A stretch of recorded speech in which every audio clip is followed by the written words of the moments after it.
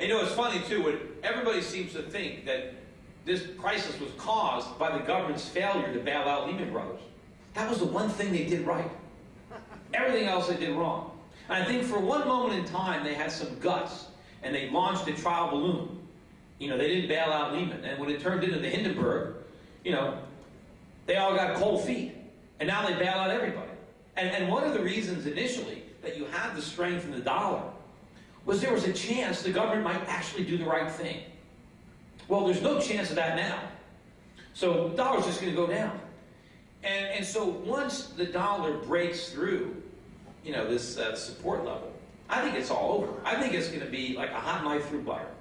And if people don't understand what's going on, look around the world at all that smoke, right? Where there's smoke, there's fire. Everywhere, is the dollar going to stay the reserve currency? Are there secret meetings going on with the oil exporters to dump the dollar? You know, look at the new reserves.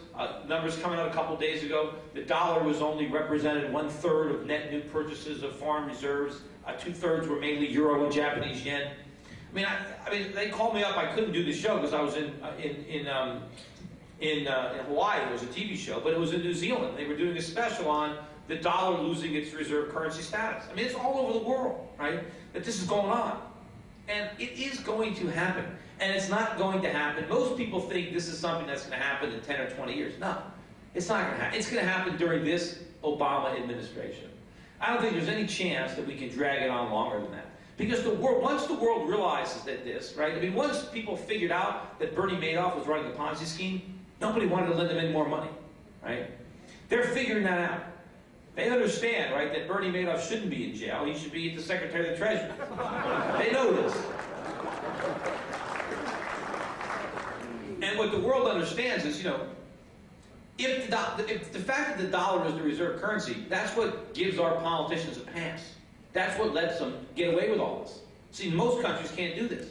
Normally, if you run big deficits, there is immediate consequences. Your currency goes down. Interest rates go up. Inflation goes up.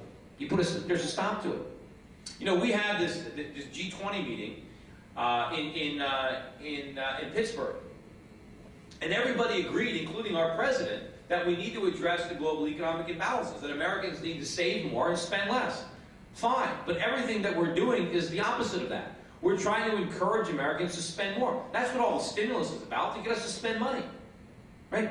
But that's the opposite of what we need to do, because what they don't understand is addressing those global imbalances is painful for Americans, because we have to rein in our standard of living. But these are insane policies, but they're all designed to do one thing: keep the music going, right? Keep the musical chairs game going. But it's going to end, and the creditors know that they're not going to keep financing this. I mean, I hear this all the time. People say, "Well, the Chinese they'll never stop lending us money."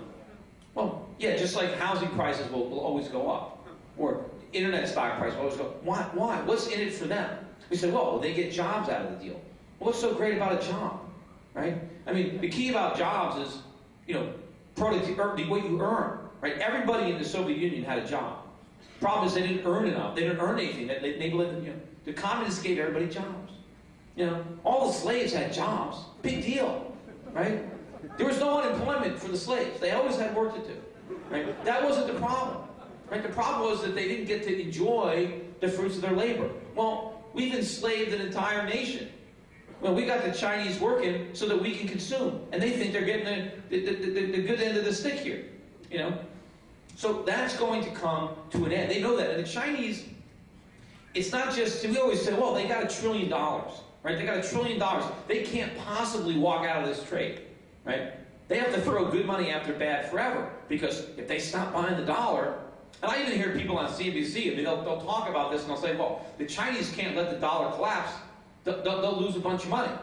As if we don't lose anything, right? If the dollar collapses, it's China and Japan that have to worry. That's our currency. We're the ones that are broke if the dollar collapses, you know.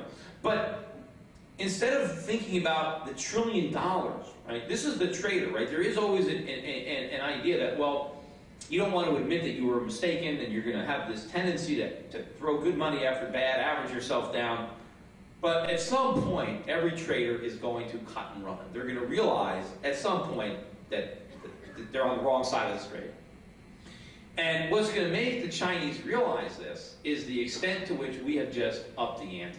You know, it's one thing when they have $1 trillion and we're asking them to loan us another 50 billion, another 100 billion, then they can weigh, well, if I don't loan them this extra 50 billion, then I could lose this whole trillion, and it's small enough as a percentage that they get dumb enough to do it. I mean, we did that for a while with Latin America, where the Latin American banks would keep coming to a U.S. bank and say, look, if you don't loan me more money, I'm just going to default on what you've already loaned me.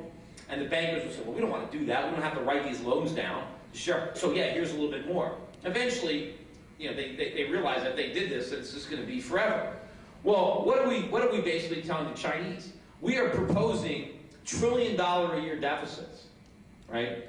And we got China penciled in for like half. Well, they're making it easier, and they're trying to get Chinese to buy gold. Why do you think they're doing that? Because they think gold's going down? They know it's going up. It can't do anything but go up because they're going to dump their dollars. In fact, in one of their recent interviews, you know, they asked, you know, they admitted they want to buy gold. They want more gold, but they don't want to push up the price, right? So they're looking to buy dips, right? They want gold. If they can swap all their dollars for gold today, they do it in a heartbeat. Problem is they can't, because they can't find buyers for the dollars, and they can't find sellers for the gold. But, you know, obviously, you know, both the people in this room, you know, you're not in the same predicament as China. You can sell all your dollars, buy all the gold you want, because it's a small amount. But China's in a much more difficult situation, but they are preparing. Look at what they just did. China just sold, for the first time ever, bonds denominated in RMB, in their own currency. Now, first of all, I say, why are the Chinese selling bonds?